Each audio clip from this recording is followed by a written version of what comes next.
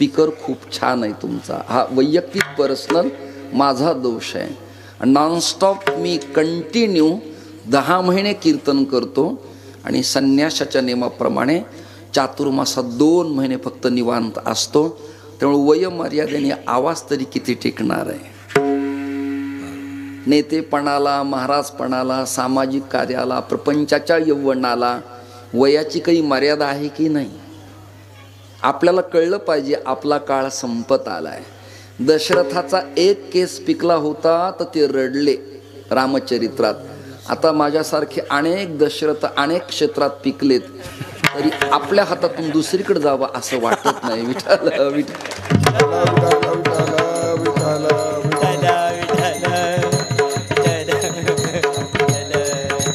तुमचं माझं श्रोत्या वक्त्याचं जसं नातं जुळेल तसे तुम्ही माझ्याबरोबर प्रसन्न राहाल. तुमचे चेहरे रिस्पेक्टिव्ह राहतील, खुलतील, आनंद देतील. एक वाक्य बोलतो. अमृतानुभवात एक भाव असा आला. उमललेल्या कमलदलाला श्री ज्ञानेश्वर महाराजांनी भाव प्राकट्य मांडलं. समोरून काही वनचर जात होते आणि काही भ्रमर जात होते. तो भ्रमराचा स्वभाव आहे मकरंद चाखणे. तर भ्रमर बाहेरून येत होते आणि मकरंद चाखत होते. ज्ञानोबारायांनी स्कॅन केलं, ऑब्झर्व केलं, पाहिलं, स्टडी केला. किती सूक्ष्म दृष्टी असेल कल्पना करा. काय लिहिलं ज्ञानेश्वरीत? का कमळावरी भ्रमर पाय ठेविती हळुवार कुंचुंबियेल केशर या शंका. भुंग्याला मकरंद चाखायचा आहे पण पाकळी तुटता कामा नये आणि स्त्री केशर पुकेशराला धक्का लागता कामा नये आणि मकरंद तर चाखायचा. तो भ्रमर जवळ आला आणि 2 भ्रमरात चर्चा सुरू झाली. एक म्हणला मला सौभाग्य सुंदरू असल्यामुळे मकरंद आवडतो आणि दुसरा भुंगा म्हणाला मी अभागी असल्यामुळे मला मातीत ढकलत ढकलत जाणाऱ्या आवडतात. वक्त्याने बिभत्स बोलू नये. असे 2 भुंगे. तिसरा भुंगा आहे दारुभेद निपुणही. म्हणजे काय? दारू म्हणजे पिण्याची नाही, वाजवण्याची नाही. दारू संस्कृतमध्ये लाकडाला, काष्टाला दारू म्हणतात. दारुभेद निपुणही. कावडाला, खांडाला, माळवदाला, लग्गीला, चौकटीला, पाटाला, चौरंगाला भुंगा लागल्यावर भुंगा त्या लाकडाचं पीठ करतो, चूर्ण करतो, बेसन पिठासारखं, निरम्यासारखं. एवढं कठीण कवच तोंड असलेला भुंगा पण कमलदलात अडकतो. ऐकताय ना तुम्ही? मग त्याला कमलदल तोडणं अवघड आहे का? एवढा ताकदीचा बॉडी गार्ड तो. काळा पिवळा टॅक्सीचा रंग त्याच्यापासून सुरू झाला. निब्बर घट्ट स्वभावाचा पण तरी तो कमळाच्या पाकळीला तोडत नाही. त्याचं कारण आहे. त्याला म्हणायचं न्यायशास्त्रात स्नेह रज्जुकृत बंधन. काय म्हणायचंय? स्नेह रज्जुकृत बंधन. तसं तुमच्या प्रेमाच्या दोरीनं दिघी काळेगाव गावातल्या कीर्तनात तुम्ही मला बांधून टाकलं. विठ्ठल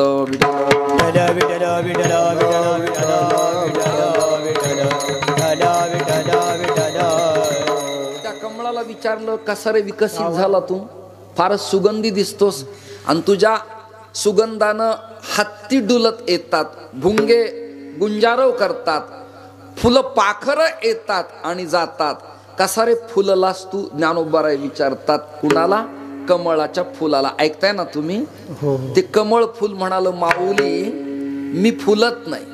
मग कसा फुलतोस? कारण आहे म्हटला. सूर्य उदयाला येतो, सूर्याचे किरण माझ्या कळीवरती पडतात आणि कळीवरती किरण पडले की माझ्या पाकळ्या खुलतात. दृष्टांत संपला. ऐका, मी तत्वज्ञानाचं कमळ आहे उदाहरणार्थ, परंतु तुम्ही ऐकणारे सूर्य आहेत. तुमच्या डोळ्यातून प्रसन्नतेचं तेज माझ्याकडे आलं की तत्वज्ञानाचा बहर येतो. हा त्याचा अर्थ लक्षात घ्या. वक्ता फुलत नसतो, वक्त्याला फुलवायला तुमचे चेहरे कारणीभूत असतात. तुम्ही प्रसन्न असलात की वक्ता किती कंटाळीला असला तरी, आता उद्या मला अंजनगाव सुरजी अमरावतीला जायचे, मिनिमम 375 ते 76 किलोमीटरचा प्रवास माझा इथनं उद्या आहे, याही प्रकृतीच्या कालावधीमध्ये. पण एक वाक्य बोलू का? लोक काही म्हणतात कीर्तनाचा कंटाळा आला तर नको वाटतं. मी जरा सुधारणा केली आहे. कीर्तनाचा कंटाळा नाही आला, प्रवासाचा कंटाळा आलाय. कीर्तनात गेल्यावर तारुण्य प्राप्त होतं, कीर्तनात गेल्यावर आनंद प्राप्त होतो. म्हणजे मला या अभंगावर मिनिमम मी पागल वृत्तीचा बुवा 4-5 दिवस कंटिन्यू नॉनस्टॉप बोलत राहील, एवढी ऊर्जा संत वाङ्मयातून जीवाला प्राप्त होते. लक्षात घ्या तुम्ही. आता चिंतनाची भूमिका अशी आहे, आपल्या भारतीय तत्वज्ञानाच्या सारस्वतांनी 4 मार्ग सांगितले. किती? थोडं बोला मधून अधून. 4 मार्ग.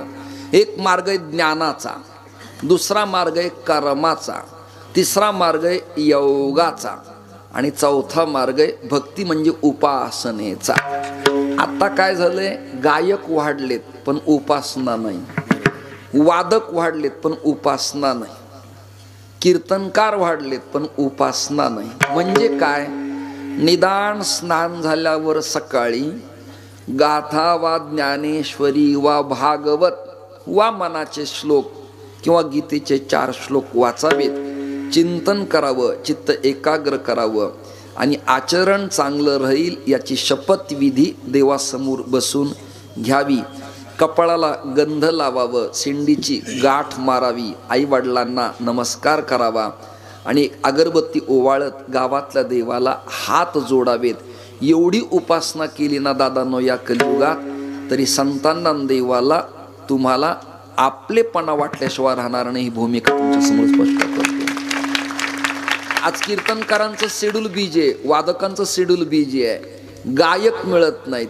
आवाज वाढले, स्पीकर वाढला, पत्रिका वाढल्या, मिको वाढला, बेस वाढला, परंतु आपला बेस घसरला.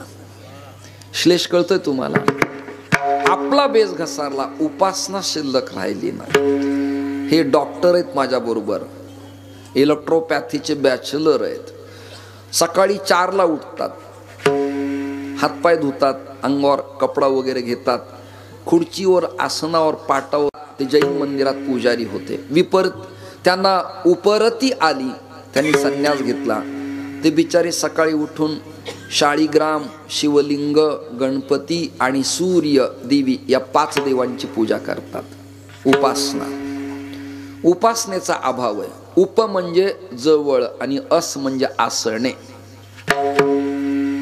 असा उपवास करावा लागतो. लोक फराळ खाणं, बटाटे भिजवणं, साबुदाणा फुगणं, भगरी रेटणं, खजूर खाणं, चिप्स गिळणं याला उपवास म्हणतात. त्याचा अर्थ देवाच्या जवळ बसणे, आसने असा आहे. विठ्ठल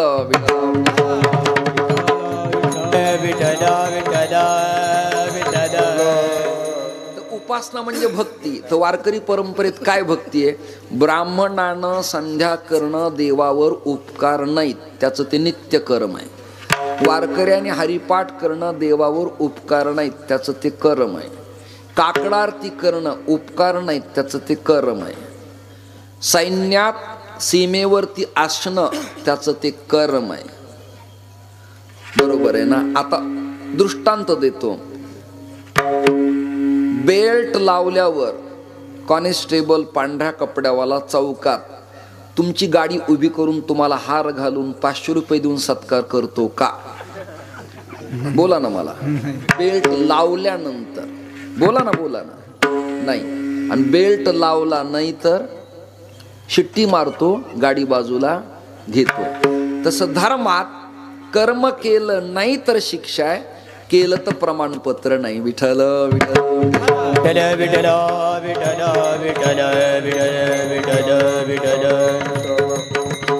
तुम्हाला माझं चिंतन कंटाळवाणं तर होणार नाही ना कोणाला? मला जरा हात वगैरे एखादा तरी व्यक्ती, हा करेक्ट, धन्यवाद, म्हणजे तुम्ही ऐकताय बुवा असा त्याचा अर्थ आहे. आता ही जी मुलं बाळ कीर्तनात येतात ना, त्यांना कीर्तन करायची टाउंटिंग, गाणे, नाचणं, कविता, एखादा पवाडा होतो का? महाराज अंग हलवतो का? व्हॉट्सअपचे गुगलचे एखादी दृष्टांत सांगतो का? असं वाटतं. आमच्यातल्याच काही सज्जनामुळं कीर्तन परंपरेचं वाटोळ झालं. विठ्ठल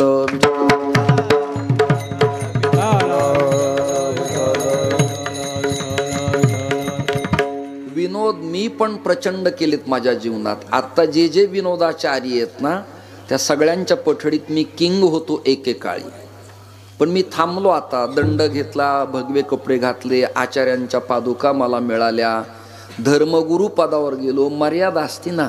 लग्न न होता टिकली लावली काय, न लावली काय, मंगळसूत्र घातलं काय, न घातलं काय, पण लग्नानंतर तिला नियमावली सासरवाडीतली पाळावी लागती.